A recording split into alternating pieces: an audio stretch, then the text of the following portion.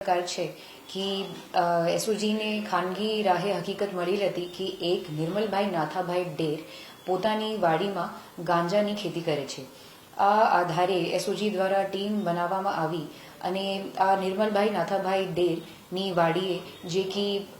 મોટી ખિલોરી ગામના સીમમાં આવેલ છે ત્યાં રેડ કરવામાં આવ્યો અને ત્યાં ગેરકાયદેસર રીતે વનસ્પતિજન્ય માદક પદાર્થ ગાંજાના છોડનું વાવેતર કરેલું હતું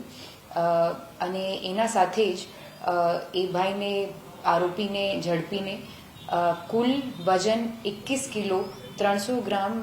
ગાંજો જેની માર્કેટ વેલ્યુ 10,65,000 રૂપિયા હશે આ મુદ્દામાલ કબજે કરવામાં આવ્યો અને સાથે જ સુલતાનપુર પોલીસ સ્ટેશનમાં એનડીપીએસ એક્ટ મુજબ ગુનો રજીસ્ટર કરવામાં આવ્યો.